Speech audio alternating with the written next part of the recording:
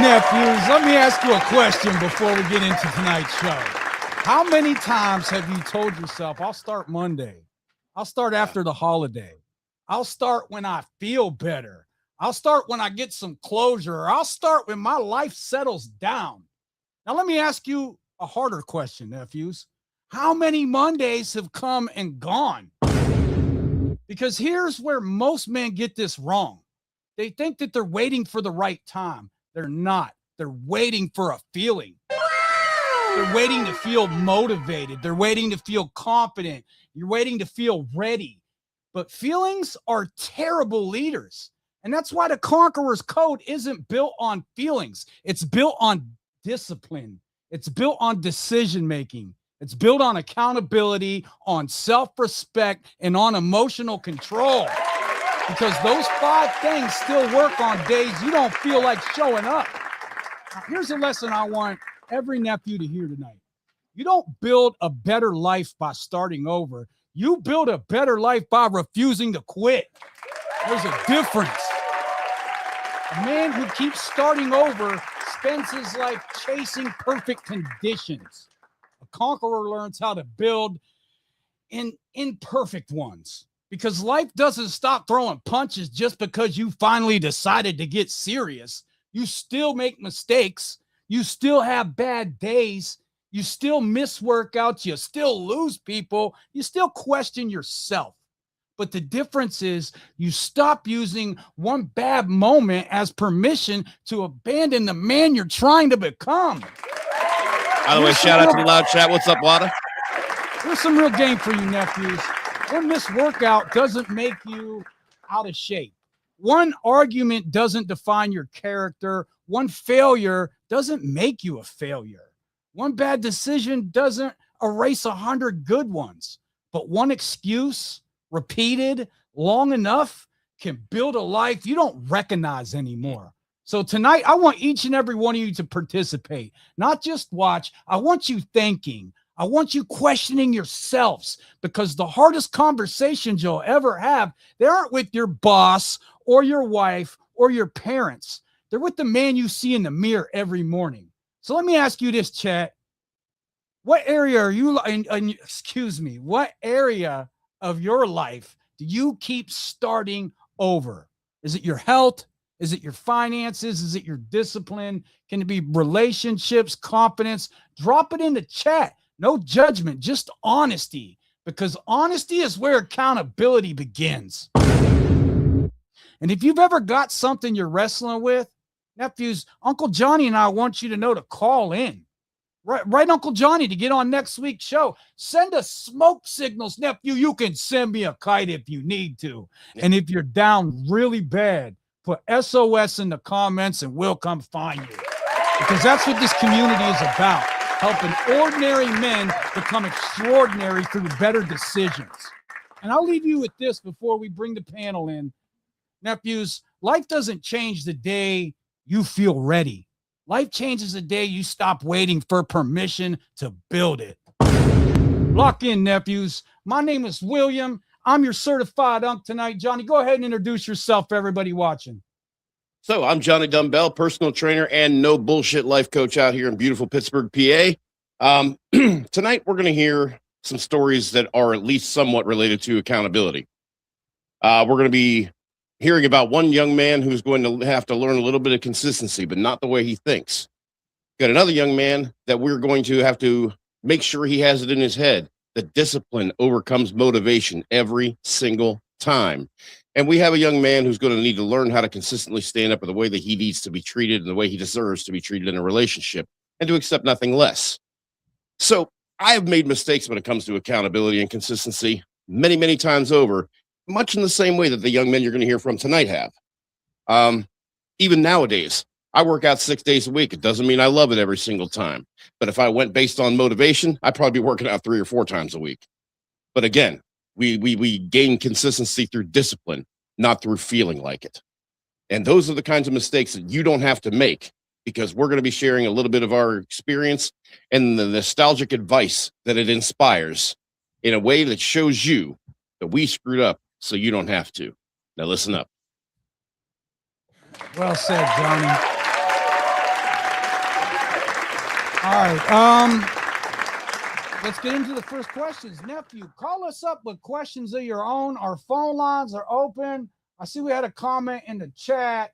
Wada said, can I join? Wada, absolutely call up. The number should be up. Our phone lines are open. You can ask your favorite uncles any questions you need to. Definitely. So question one, we got Todd. Now, Todd says, I couldn't handle no contact and got myself blocked. Exactly that. He said it's almost a month apart and no way of contacting her. The breakup was sudden to you, and she seemed so conflicted but wouldn't budge. And I just kept pressuring her. The things she said in the breakup stung so harshly. I was so focused on just my own experience. And to be fair, I was always told that I was the best boyfriend right up until that day. What? I don't feel like myself. I made things so much worse. She didn't communicate things that were building up at the time at all.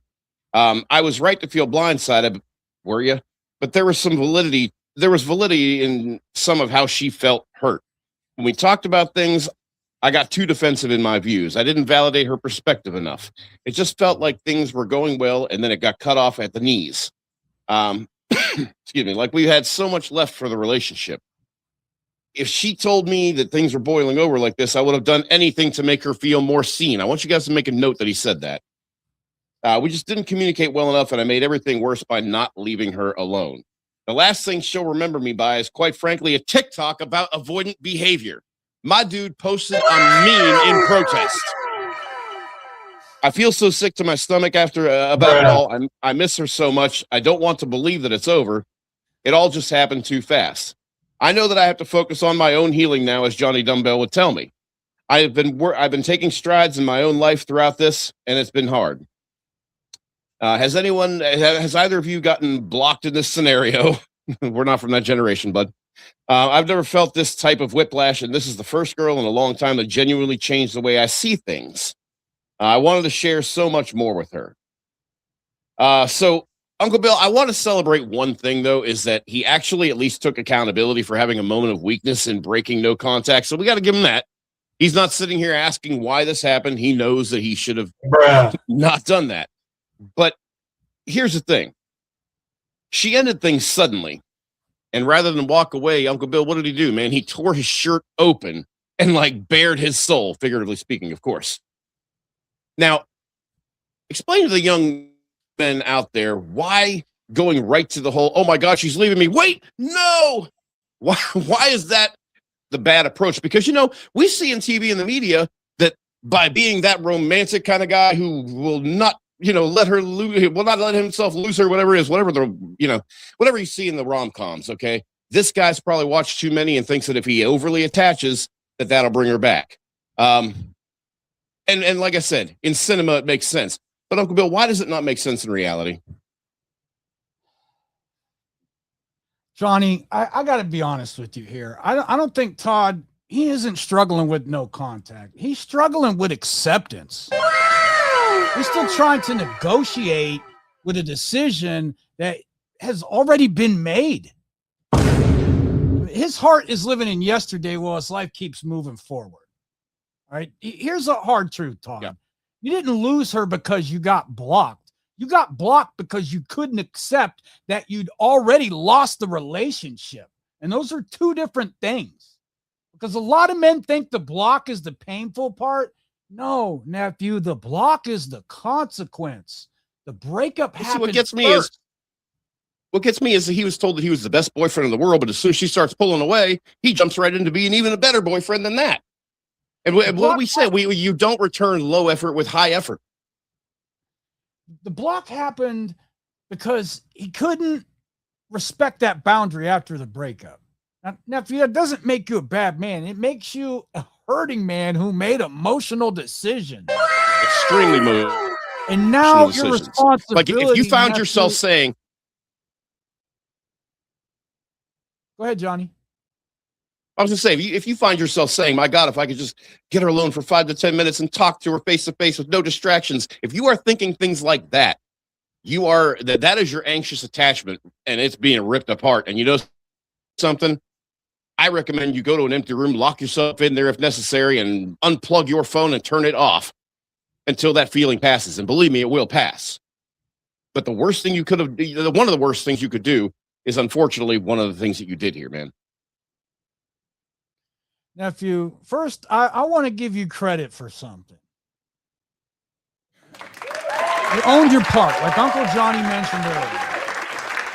You admitted you became defensive. You admitted you didn't validate her feelings. You admitted you pressured her afterwards. See, most people spend years protecting their ego. You're already doing something different. You're telling the truth. So now here's where I think you're getting stuck, nephew. You keep saying, what if she would have told me, if I would have known, I would have done anything. Maybe not. We'll never know, because life isn't graded on hypothetical effort. It's graded on actual behavior. That's exactly what we mean by control the controllables. And that's the lesson every man needs. Don't build your identity around the man you would have been. Build it around the identity. Build your identity around the man you actually are. Because intentions don't build relationships. Habits do. Communication does. Listening does. A little bit of humility does. And that's accountability. So look, Johnny, I appreciate you writing in. I don't want to be too hard on you, nephew, but I'm going to tell you. Go ahead, Johnny. I'm going to hammer him a little bit here, man. And not a lot, because I mean, I know you're sensitive, and I can tell that by what you had to do and what you had to say about that, how you handled the breakup. And that's okay. You want to be sensitive, be sensitive. But here's the thing. You were the best boyfriend in the world up until that day. That breakup came out of the blue for you. I mean, we're talking that left hook out of nowhere, right? Here's the thing. This didn't happen overnight. It was brought to your attention overnight. You had overnight to deal with the kinds of thoughts and feelings that she had probably been having for weeks, months leading up to that. She's already been checked out, and she's already begun her grieving and moving on process. And you are just in the beginning stage, because now you just found out about that. By the time she has broken up with you, she has thought about it for quite some time. Plain and simple. You might have been blindsided, but again, it's a combination of either she's not going to tell you, and or the likelier scenario, your ego and your anxious attachment style is going to tell you that as long as she's still here, everything must be okay. To the point where your subconscious is now going to just let you believe that unless she says the words. So here's the thing. Looking at the way you chased her after she broke up with you, it makes me wonder, were you a little bit maybe too clingy during the relationship? And I don't want to speculate on that, because we didn't really get into that as far as as far as the context of the way the actual relationship went. We focused more on the breakup. But it's a pretty good chance that she didn't communicate what was building up, because she was compiling her exit strategy, complete with resolve and closure. Okay, she was already putting the finishing touches on that. She didn't tell you things were boiling over, because you probably were already clingy enough as it is, and you were going to be going overboard with it to try to make things better. Because God forbid you lose this girl because you weren't good enough, or whatever you would have thought it was. And then, I mean, if you were already self-conscious and overly anxious, now when she starts to tell you things that are bothering her about you, you're not only trying your ass off to fix them right this second and make it perfect, but now you're going to try to overcompensate. Now you're going to try to kind of love bomb or whatever it happens to be. And then, oh my God, when it was all over, you took to TikTok, where, by the way, you all should be following me at johnny.dumbbell. But I got to plug it somewhere. But you went on there to post a meme, a vague statement, because God, she won't talk to you or take your phone calls or your texts. So maybe if you put up a meme showing her how she's hurt you and what she's doing wrong, she'll read that, getting back into your DMs and come rushing back into your arms. Like, seriously, dude, what were you hoping to experience with that, nephew? You thought that since she was avoiding conversation, the meme was going to, I mean, I love you, nephew, but that was a bitch move. I'm sorry. It was a bitch move. Now you've not only showed her your overly emotional side, you showed everybody who follows you that overly emotional side. That could include future girls that you might go out on a date with, or in this case, maybe not. But now it's a good season for you. Now you've come to your uncles And now the healing can begin. And here's the way it's going to be. It's going to be a process. The first step, just like with any program, I don't care whether it's AA, NA, or just getting over a breakup. Admit what's happened and accept that change has taken place. Now, you know what's happened. You know how you feel about it. Now's the time to decide how do you want to feel, and let's make a plan to get to feeling that way. And I think that once you make that plan, once you set those goals, make that plan and work that plan, breaking it down into daily and weekly goals if you have to. You'll come to realize that while sometimes through difficult situations we have to learn how to take it one day at a time, there are going to be tough days where you're going to have to take it 1 hour at a time. You're not always going to want to. I don't always want to. But this is the theme of the night, young men. Discipline overrides motivation every single time. Motivation sounds like a positive word, and it is. But it does not hold a candle to discipline. Be consistent and get there, man, and we'll be here to help you. Johnny, let me tell you where he went wrong. Let me tell our nephew where he went wrong. Let me correct myself. I don't think your biggest mistake was sending the TikTok. I think the TikTok represented something a little bit bigger. You're still trying to convince her instead of understanding her. All right, now think about it. You found information that supported your point, and you sent it hoping she'd see the relationship differently. But here's the thing. People don't feel understood when you explain them to themselves. Never mind that. She's already checked out anyway. They feel understood when you listen. I know that's a hard lesson and one that will make you a better man in the future. Here's the thing, though. How many of us have ever tried to solve an emotional problem with more words? Drop a 1 in the chat. Let me know if any of you guys have ever done that. And then I get it, because men think communication means talking. Sometimes communication means shutting up long enough to understand the other person's experience. Yeah, when I was a kid, my dad used to tell me, never pass on a good opportunity to shut up for a minute. Johnny, how many guys come into the gym wanting a new body before they're willing to accept the responsibility for the one they've already built? I got to tell you, it's the same. It's kind of nice because once they hit that 38, 40 year mark, they start actually being real about it. And I can always tell with a client when they come to see me and they're being real about why they're here. You know, when you come to me and you say, well, hey, I've been doing everything I'm supposed to do and I don't know it's not working. So I'm coming to you to have some instruction. Okay, cool. You're going to be a technical client. And I'm going to show you technique and I'm going to show you, different exercises. But if you can come to me and say, man, I've lived the last 15 years of my life like absolute shit and I've eaten like a raccoon. Okay. I need help to get on this track. And I know it's not going to happen all at once. And I think that's going to be something that we'll be covering when we talk to Ed here next. Because that kind of branches between crap, I already forgot his name. I'm sorry. That branches between Todd's issue and Ed's issue, even though Ed's isn't quite as emotional.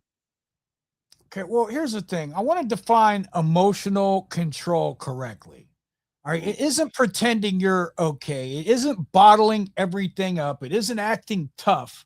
Emotional control is this.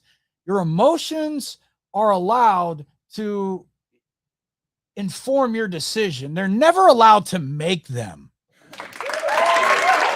And Todd said, when Todd's emotions, Johnny, when they said I can't lose her, he acted. He texted, he pushed, he explained, he searched for answers, he chased clarity, everything we tell these young men not to do.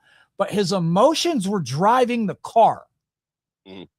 So his emotions need to ride in the passenger seat, not behind the wheel. And that's the difference here. Definitely. Now, I got a question here for the audience. Chat, be honest. Have you ever kept texting because you thought one more message would finally make them understand? Oh, God. Or have you been on the receiving end of somebody who wouldn't let go? I want to know, what did it teach you, chat? Todd, here's your next move. First, you need to forget reconciliation. No. I'm not saying unless it's to yourself. I'm saying it can't be your mission. Your mission is becoming the kind of man who won't handle the next breakup the same way. That's growth, not getting her back, nephew, getting yourself back. There's a difference. A man who learns this lesson wins, whether she ever speaks to him again or not. And the man who doesn't repeats this relationship with someone else down the road. Okay, closure isn't another conversation. Closure isn't another apology. Closure is the moment you stop asking someone else to give you permission to move forward. And that's when healing begins. Not because the pain disappears, but because your direction changes. Now, look, Johnny, here's what I'm doing tonight for this one. I'm assigning Todd some homework. Todd, I'm giving you homework. We appreciate you showing up in class, sir. For the next 7 days, every time you think about reaching out, I want you to open a notebook instead and write down one lesson this relationship has taught you. Okay, not one thing she did wrong. Todd, I want you to write down one lesson you learned. Maybe it's I need to listen before I defend. Maybe it's I ignored signs because I was afraid. Maybe it's I tried to become a better communicator. And here's the thing. By the end of the week, you'll have something that's far more valuable than another message thread. You'll have a blueprint for becoming a better man. This isn't a breakup lesson, nephew. This is a life lesson. No, not at all. There will always be moments you wish you could undo. Bad investments, bad arguments, a missed opportunity, a relationship that ended. You don't become a stronger man by finding a way back. You become a stronger man by becoming someone who carries that lesson forward. And that's why tonight's title matters. You keep starting over, Todd. You don't need to start over. You need to continue, sir. You need to continue building because life isn't asking you to go back. Life is asking you one question. Who are you going to become because this happened? And that's the only question worth answering, nephew. All right, Johnny, we got some questions in the chat here. Wes says, I'm hanging in here with you guys so you don't have no... My good deed for the day. We appreciate you, Wes. Major Blaze says, we'll take that anytime. I know a woman who wouldn't stop texting. Another girl I thought ghosted me. Texted me till 1 a.m. this morning. Tell me she loved me. Called me hot and babe. Yeah. That's called the let me sweet talk back into your good graces because that way you'll still be in my background. Yeah. Okay, Johnny, let's move on with our next question tonight. Chat. Hey, my bad, chat. I got a lot going on. I'm live on TikTok. I'm live on YouTube. We appreciate everybody watching, everybody getting involved in the chat. Here's our number. Hey, look, we are well aware. All lines are open. And by the way, we are well aware that our audience is minuscule, but guess what? Everybody starts somewhere. I remember a club, and I think Uncle Bill remembers, it was Youngstown, Ohio. I was DJing. My first night there, we had like 18 people the entire night. I would say 6 or 8 weeks later, we were up to like 300 people, and we're starting to have to figure out what the fire codes were. So, I mean, you know, everybody starts somewhere. This growth is a little slower than we'd like, but hey, man, at the very, very base of what we're doing, we're having a good time. All right, John, let's move on. So we got Ed for our audience. So Ed says, I'm turning 30 in 6 months and can't stay consistent with the gym or diet. How do I actually change my lifestyle? I feel like I'm heading in the wrong direction. Over the last 2 years, I've gained a lot of weight. I even bought a 1-year gym membership thinking that would solve the problem, but I barely go consistently for more than a week before I stop again. The biggest issue is consistency. If I travel for even a day or skip one workout, I somehow end up taking another 2 or 3 days off. Does it? Don't we all know that story, man? You know, I'm going to tell you right now, Ed, you're not alone, man. The same thing happens with my diet. One unhealthy meal turns into an entire weekend of eating badly. I also have this annoying I will start on Monday mindset. Uncle Bill, we were just talking about that. If I miss a day, instead of continuing the next day, I wait for the perfect time to restart. Oh boy, there's so much right there. So much right there. It's like I'm stuck in an all or nothing cycle. Deep down, I know that if I continue like this, I'll gain even more weight, probably start facing health issues in the coming years. All right, so we got a little bit of foresight. That's what scares me the most. How did you finally become consistent? I'm guessing he's asking us both this. What mindset shift actually worked? How did you stop relying on motivation and make healthy habits stick? Just another nice way of saying discipline. What small changes had the biggest impact? I'm not looking for a crash diet or a 30-day transformation. I'll accept the Johnny Dumbbell challenge, but I do want to build a healthy lifestyle that I can maintain for years. Oh man, Ed, I'm glad you wrote, man, because here's the thing about that. I love that you wait for the perfect day, because I can't tell you how many times, especially my fatter days, for those of you who don't know, at one point in my life, I was around 265. Not huge, but definitely not comfortable. And a lot of that was, hey man, don't feel like it today. Why? I don't know. My stomach hurts. I don't know. I'll think of something. I'm depressed. I'm sad, whatever the hell it is. But the thing of it is that just like you're waiting for motivation, there's the other side of that coin, which is excuses. Because now it's easy to put across why you're not motivated, but I challenge you to give me one good reason why you're not disciplined. And that's what needs to happen here, because the hardest part of it is I think a lot of people don't change up their workout often enough. Hi, Minnie Mom. And I don't think that I think what ends up happening is you get tired of the same mundane tasks. And even if you switch up your workout, if you're still doing chest on Monday and Thursday, back on Tuesday, Friday, even if you change the workout, you're still using the same muscle groups. Now, one of the things that I do to keep motivated is I kind of switch up not only the workout itself, but I might do a circuit of 3 things in a set, for example, instead of just the plain old do a set, rest, do a set, rest. I'm not saying that's what you have to do, but if you need to change things up, sometimes you can even go to a gym other than the one you're used to, just for a change of scenery. You'd be surprised how just a different background setting might make you a little more likely to get there and get something done completely. But at any rate, I love that you mentioned waiting for the perfect day, because guys, I'll tell you this: if you're waiting until you feel like it, you are never going to feel like it. Uncle Bill? Ed, I know you, and I want to hear you, because I know you became consistent and you had a big transformation. And at the very least, even if it weren't physical, I know Uncle Bill's gotten to a mindset of, I have to do this. I shared a couple things that I do as far as maintaining consistency. I got a couple of more ideas, but I'd really like to hear a couple from you. Well, I got to be honest with you, Johnny. In the chat, I'd like to hear from you as well. Problem. Ed has an identity problem. He's allowing his feelings to decide whether he keeps his promises to himself. Yeah. He's negotiating with himself every single day, and every step of the way. Negotiation ends the same way. He's losing arguments to himself. Monday. All right. So, Johnny, I'm big on the pillars, teaching the Conqueror's pillars. The ones that stand out to me with this one are discipline, accountability, and self-respect. And I got some hard truths for Ed here. Sir, you're not overweight because you missed one workout. You're overweight because you become comfortable breaking promises to yourself.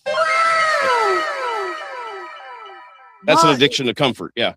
That's the hard truth. And it's not because you're lazy, sir. It's not because you're weak. Oh. It's because somewhere along the way, you stopped believing your own word mattered.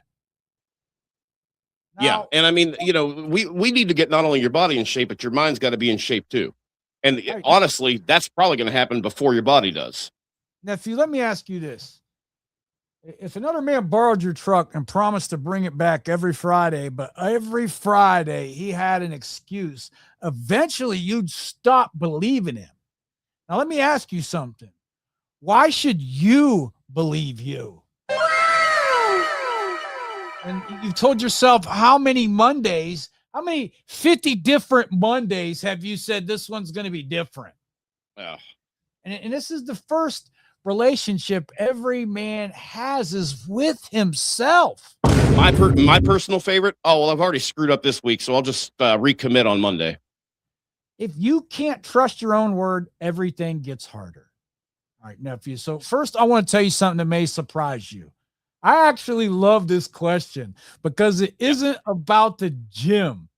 All right. Not at This all. isn't about chicken and broccoli. This isn't about cardio. This isn't. You leave the chicken and broccoli out of Hey, this. Johnny, this is about becoming the kind of man who does what he says he's going to do.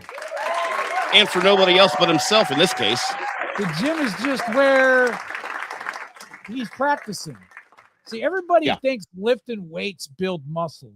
It does. But that's not the greatest thing it builds. The greatest thing it builds is trust. Trust between you and yourself. Every time you show up when you don't feel like it, you cast a vote for the man you're becoming. Every time you quit because motivation disappeared, you cast a vote for the man you're leaving behind. Identity isn't built overnight. It's built one decision at a time. Now, let me tell you where you went wrong, sir. You made one mistake. And it's a mistake that millions of men make.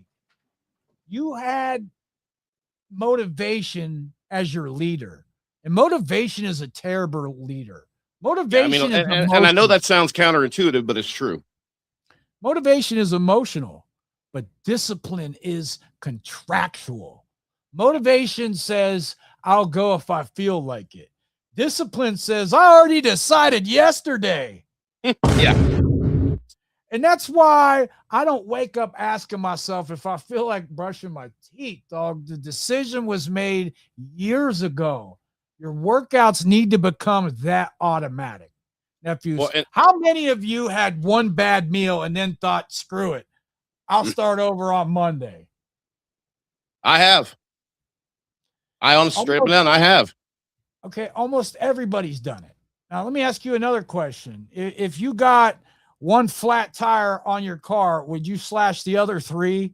Of course not. So why do we do that with our goals? Bruh. One donut becomes an entire weekend. One missed workout becomes 2 weeks. One bad day becomes permission to quit. And that's insanity. Johnny, you trained people for years. How many times have you seen somebody throw away 6 months of progress because they had one bad weekend? Oh man, I've seen them do it on one Friday. I mean, the thing of it is, and it's not even just that. It's that combined with when we make the excuse that adulting takes up too much of our time to work out.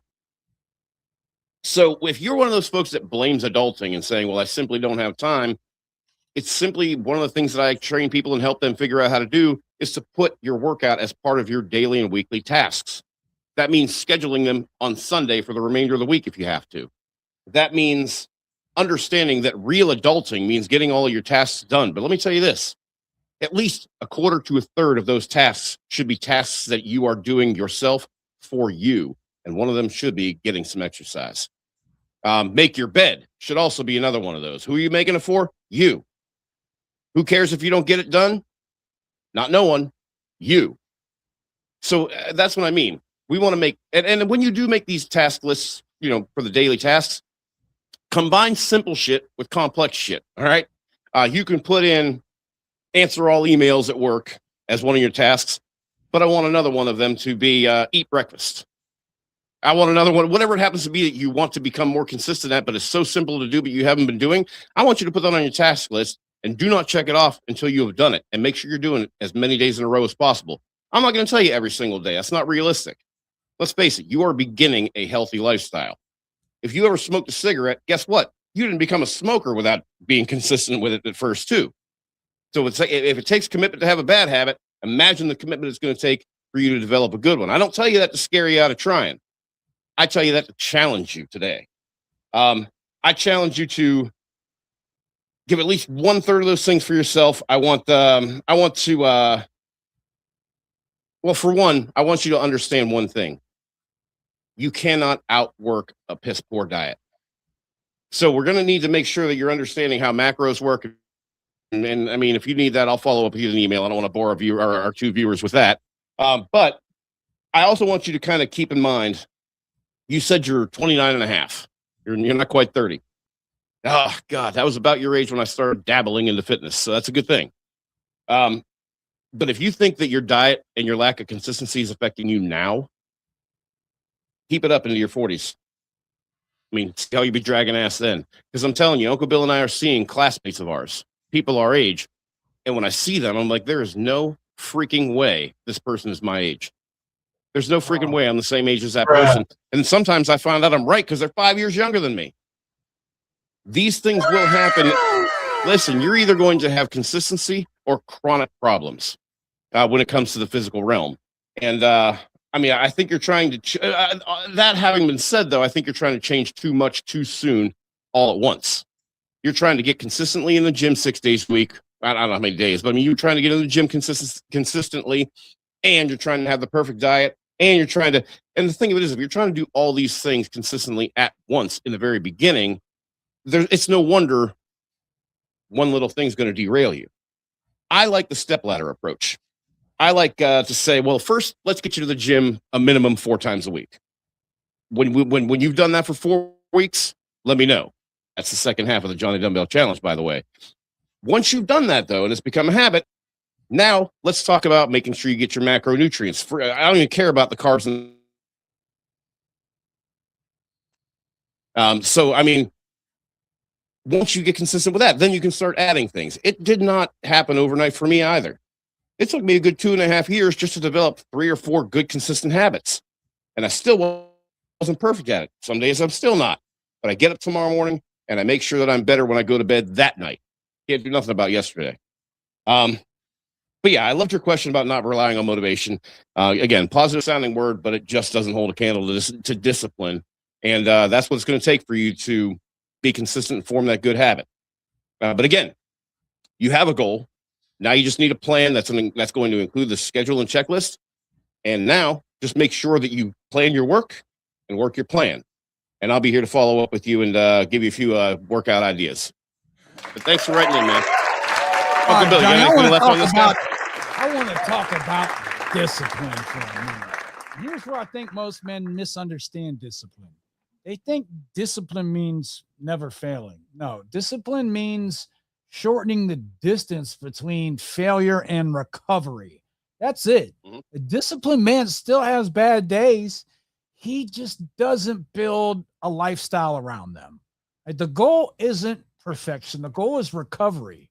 And that's real game, because if you can recover quickly, life can't keep you down very long.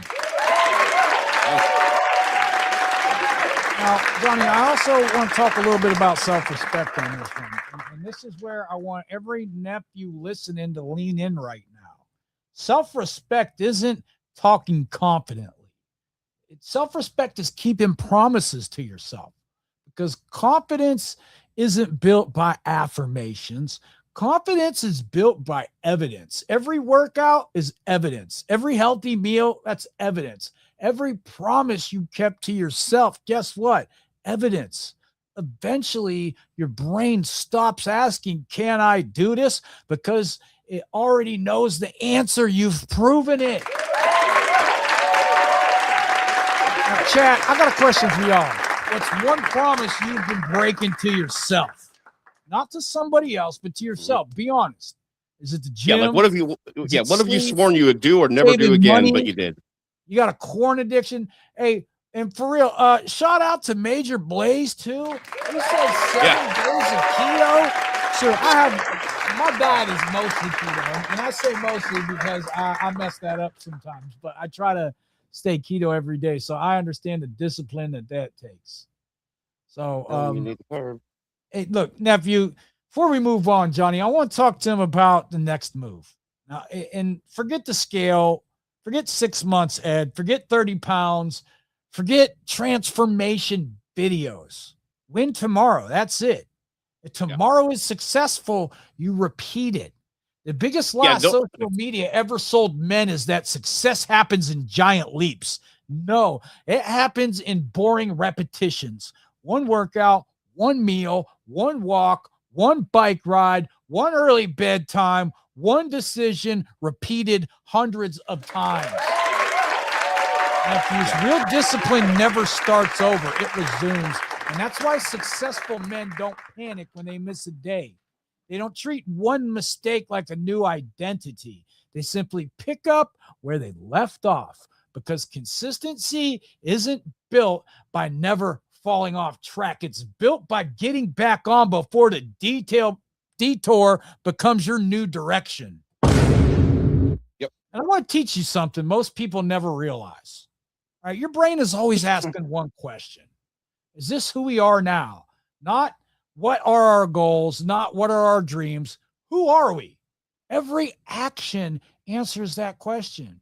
You skip the gym, you're somebody who quits. You go anyway, you're someone who keeps your word. Your identity isn't created through your intentions. It's created by the evidence you repeatedly give yourself.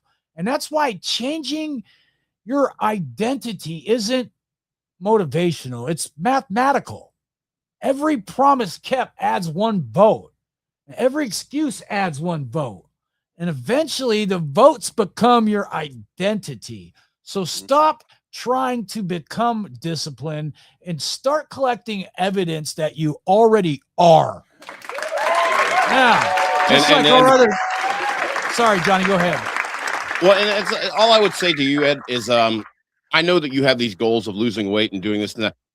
I want you to take away from, I don't want your goals to be too much result. I want your goals to be more behavioral right now. I don't want you to think about, I want to lose 30 pounds in 6 months. I want you to think about, I want to make sure I make it to the gym 4 times between Sunday and Saturday. Make that your goal and get in there for about an hour. I'm not going to say at least an hour. I'm going to say 45 to 90 minutes. Excuse me, somewhere in that range. Make that behavior your goal for right now. Make the goal be able to say you could check 4 days minimum off in that week. That's what you should be focusing on. Improving and making sure that you've got the right behaviors in place, because if you do that, then the goal of the result that you're going to be shooting for in the goals as a goal, that's going to eventually come with it. All right, Johnny, I'm signing Ed some homework tonight too, nephew. I appreciate you right now. And I'll assign homework for you nephews to call in too. Our phone lines are open. But Ed, here's what I want for you, sir. I don't want you chasing perfection. I want you chasing proof. For the next 30 days, have one non-negotiable. One. Not 5, not 10. One. Maybe it's walk 20 minutes. Maybe it's the Johnny Dumbbell Challenge. You hit the gym 3 days a week. Maybe it's drink water before you grab a soda, or you eat one high-protein meal, breakfast, like whatever you choose. It cannot be dependent on motivation. And here's the rule. Never miss twice. Miss Monday, fine, but Tuesday isn't optional. You miss a workout, fine. The next scheduled workout happens. All right, no restarting, no Monday, no punishment. Resume, because that's what disciplined men do. This isn't about the gym. It's about the kind of man who walks into the gym. The man who becomes successful in business, the man who becomes a great husband, the man who becomes a great father, they're usually the same man. They're the one who learned to keep his word when nobody's watching, because muscles may change your body, but discipline changes your life. And that's why this episode is called You Keep Starting Over.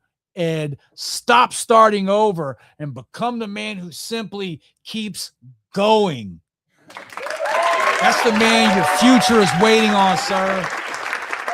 And by the way, while Bill is one of your favorite uncles, he is also a father. So in case I forget later, happy Father's Day as of yesterday for you. And all you dads out there, watching around. So. All right, so we got question 3 from Skip. I love that name. So he says I guess he's 27 and she's 20. Or I'm sorry, he's 28 and she's 27. So same age. This is early doubts after finding out new information. I've been dating my girlfriend for a little over a month and a half, exclusively.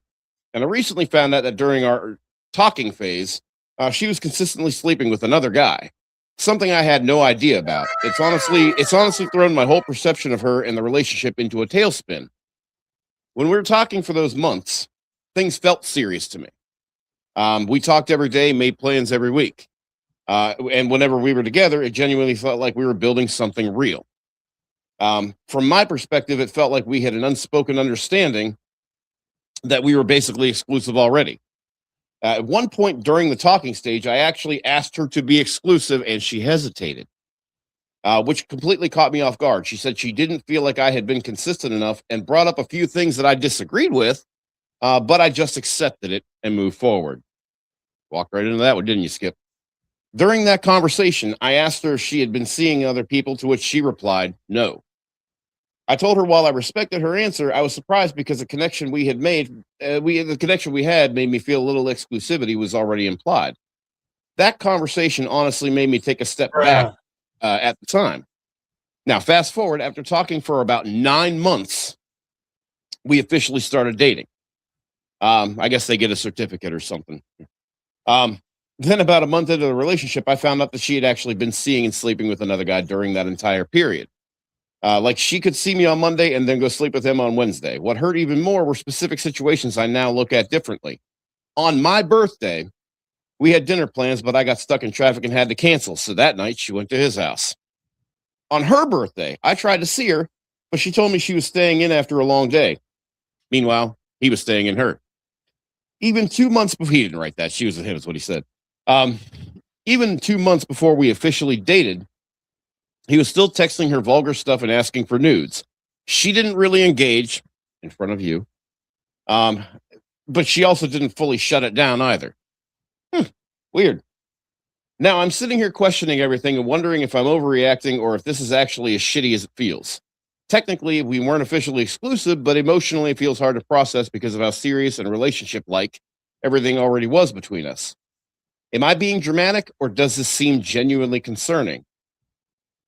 Skip, I'm concerned for you, man. You said that the first time you asked to be exclusive,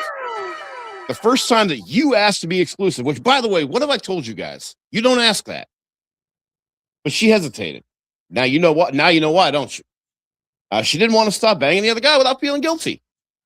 Luckily, she didn't have to feel guilty once she made you believe that your inconsistency was her reason for not wanting to be exclusive right away. I mean, this is, or, you know, maybe she was being genuine, or maybe this was her excuse to continue that 2-for-1 coupon she had.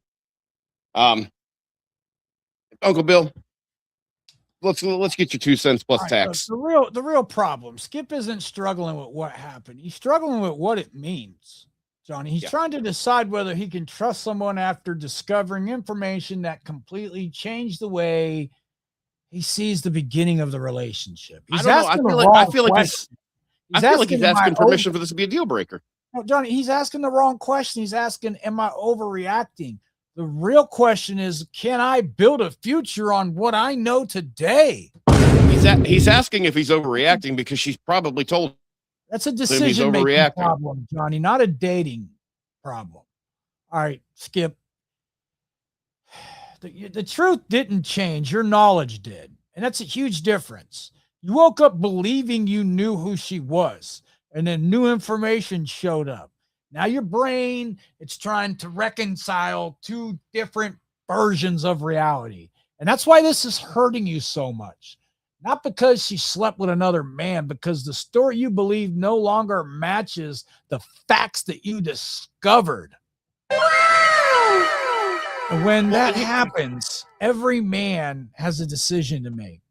Do I keep arguing with yesterday, or do I make today's decision with today's information? Because that's all decision making really is, nephew. Making the best decision possible with the information you have today. Well, and here's the thing, Uncle Bill. You're talking about what this might mean. And I'll tell you what it meant. So you were talking for 9 months, and then she finally gave in and decided to let you be her boyfriend. Now, here's the thing. I will bet you my limited edition Yarmir Yager bobblehead that the reason she's exclusive with you is because dude from 9 months probably noped out. I think what happened here, and I know this might be a hot take. I know it seems like I know it may seem to you that if that's the case that you won. But remember, this chick polished his shillelagh on your birthday and hers. Bruh. She don't celebrate either one with you. I mean, okay, I get it. You got stuck in traffic, but dude, come on, man. Let's not focus on what this woman's doing. Let's focus on how to help the No, nephew. we're focusing on what it means. And I'm sorry, but those actions should be clear. Let's clear something up. The internet's going to split this into two camps. One is going to scream, you weren't exclusive. She didn't do anything wrong. But he also has a choice to make too as to whether or not he should be exclusive with her after hearing this. The other side is going to scream, leave her immediately. I don't care about either side because neither side has to live your life.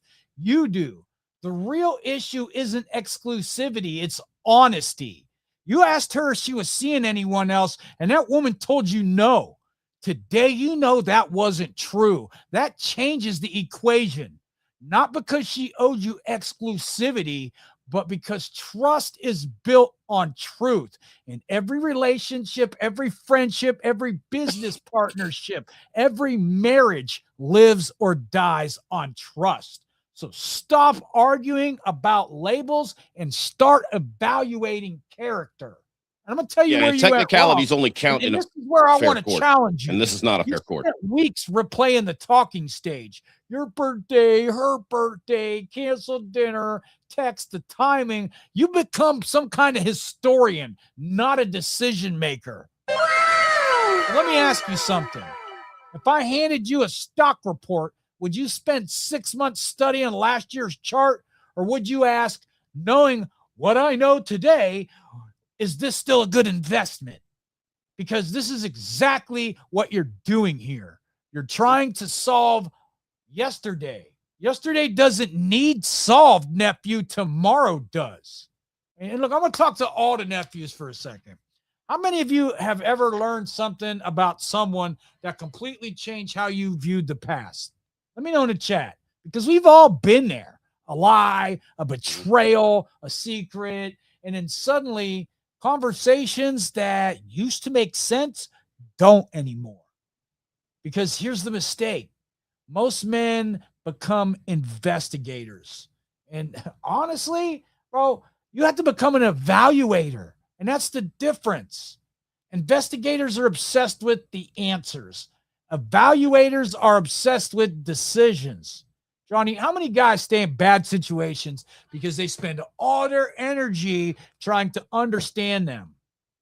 Well, either that or they're in denial that they're in a bad situation in the first place because they're trying to fix this. They're trying to do a two-person job by themselves, which is fix things. And it simply doesn't work that way. I'm more worried with the decision that he should be making here. And you know what? I want to talk to him a little bit about emotional control. And let's talk about why this one hurts. It hurts because your emotions are trying to rewrite history. Your emotions want to believe, if I would have known, maybe things would be different. Sorry, I'm doing something with TikTok here. Maybe, sir, maybe not. We don't know. We'll never know. And that's okay. I mean, what you do know is how you plan to move forward here. I think what you run into now is, again, we could talk about the signs and the things she did and what they mean, and I can break all those down for you. But what we really could summarize it with now is you gave her an opportunity to be honest. I don't think that you should have had to be in an exclusive relationship for her to have to be honest. She could have told you that it was none of your business because you're not exclusive, but she didn't do that. She's like, no, it's just you. And then, so I mean, this wasn't lying about one particular incident, which would still be bad enough. This was an entire hidden situationship. And the thing of it is that if it took her 9 months to finally break down and give you a shot, like I said, we can break that down further and say, well, he probably noped out. Again, we tell you all the time the why doesn't matter, but that doesn't mean that doesn't mean you shouldn't know what it means for you and how you should move forward, because that's not the why. That's the aftermath. That's the next step. In this particular situation, I think what is happening here is you want to use a technicality to say why you should trust her and be in a relationship. And while technically you weren't exclusive, officially, she was not honest with you. And again, just because she wasn't your girlfriend doesn't mean you didn't deserve honesty from her and you didn't get it. Never mind the actions that followed. That was the one that really you should be thinking to yourself, this is one red flag that I'm running towards that I should probably hit the brakes and go the other way. Chat, Yeah. Chat, here's a question. Can trust be rebuilt after honesty is broken? Let me know. Yes or no? I want to hear both sides.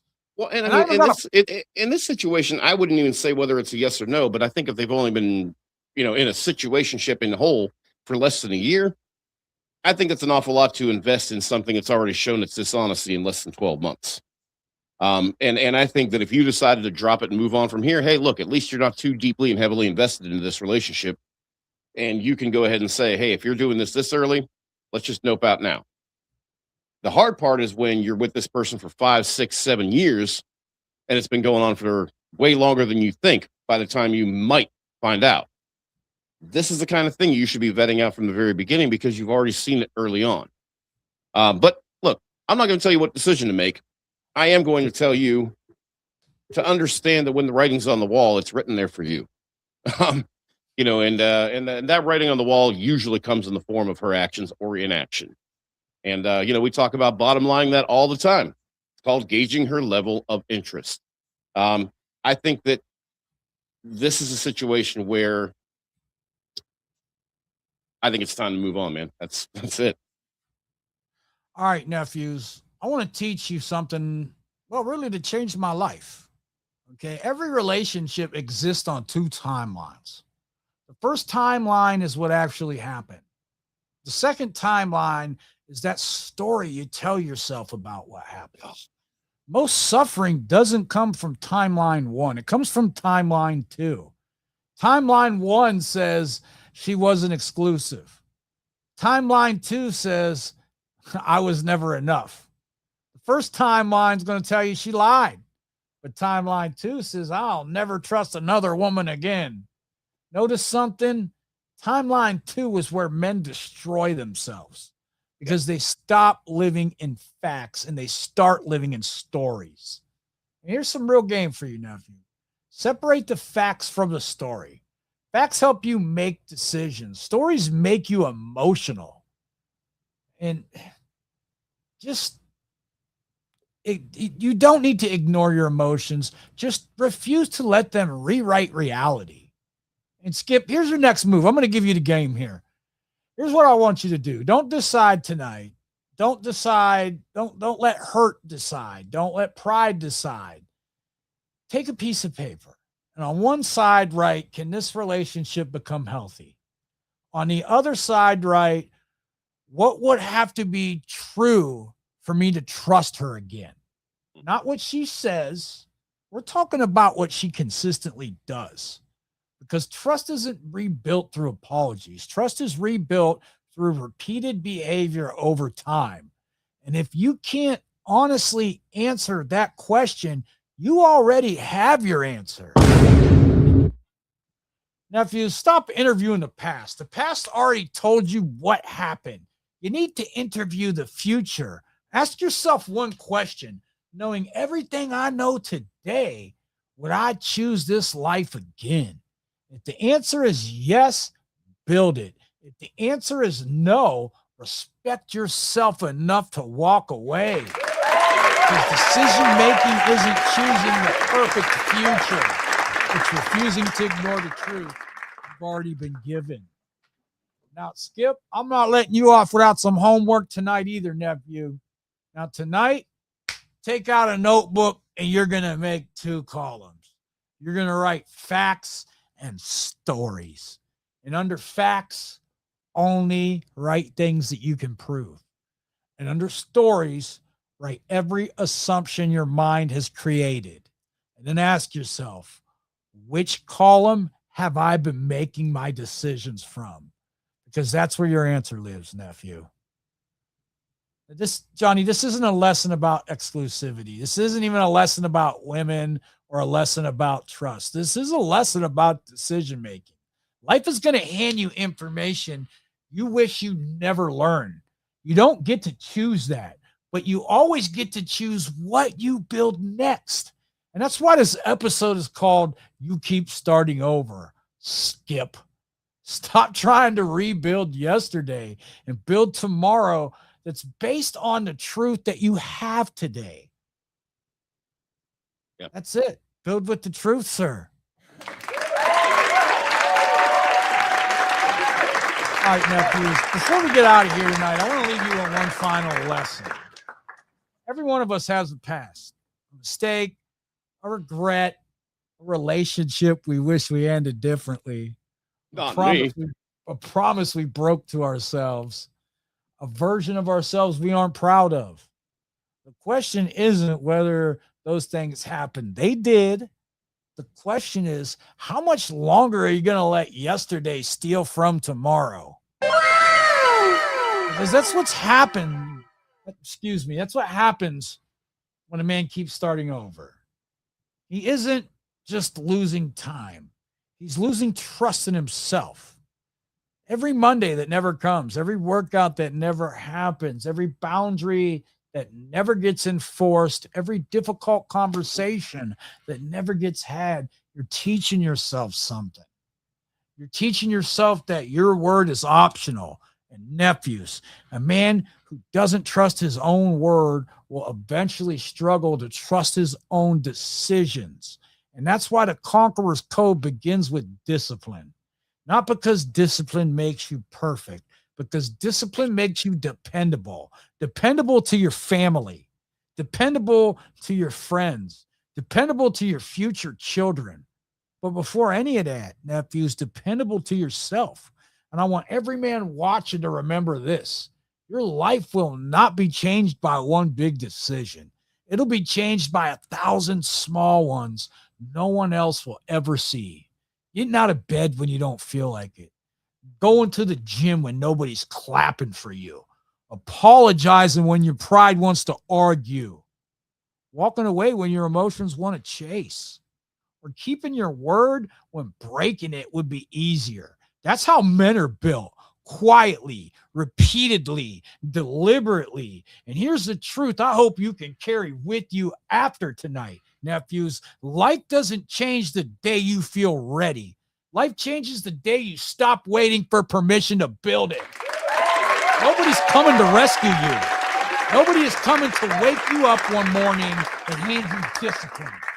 Nobody's going to hand you confidence. Nobody's going to hand you self-respect. Those are earned one decision at a time, one promise kept at a time, one hard day survived at a time. So when this stream ends, don't wait until Monday. Don't wait until next month. Don't wait until life gets easier. Pick one area of your life, one promise you've been breaking to yourself. And tomorrow, nephews, I want you to keep it.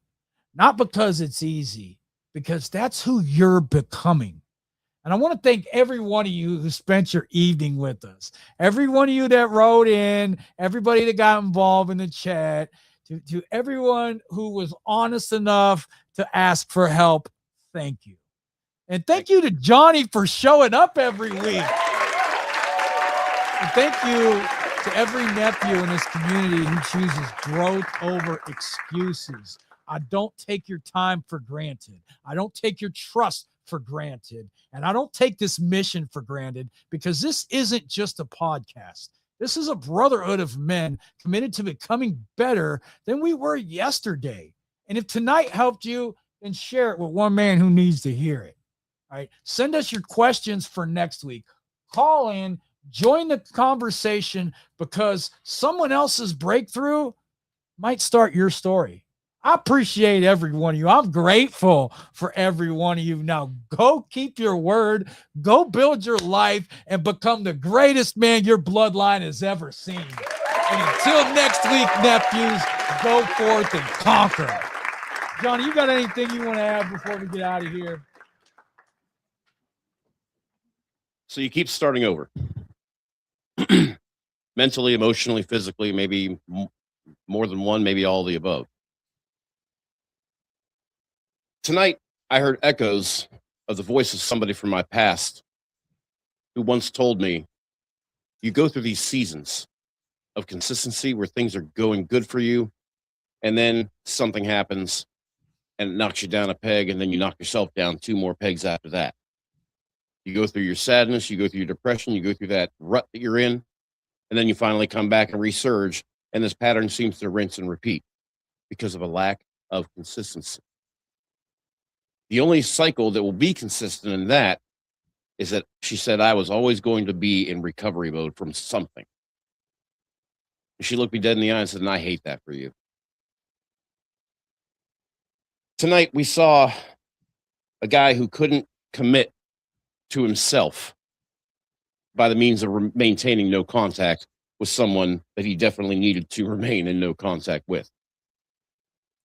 We had a guy who had a hard time committing to himself in the physical sense because of what I just mentioned. It's so easy to be derailed, and that's called being demoralized and demotivated. I got news for you.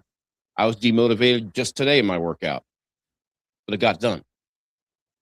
And finally, a gentleman who is having a hard time committing to himself in probably the most difficult to overcome way that I've ever known. And that's to have enough self-respect and have enough dignity to have a vision of how you deserve to be treated and how you deserve, and the honesty that you deserve, not just from an actual committed significant other, but from anybody you're involved with, from casual all the way up. See, all of these things can be fixed over time with practice and a little bit of self-love if you can remember to hit that check mark on each task that you've made for yourself every single day. I want that bed. I want you to make that bed before you leave your room in the morning. I don't care how bad you got to pee. Make the bed. Get to that gym. Do your meditation if that's your thing. Get your tasks done at work. Get your tasks done at home. Call your mom.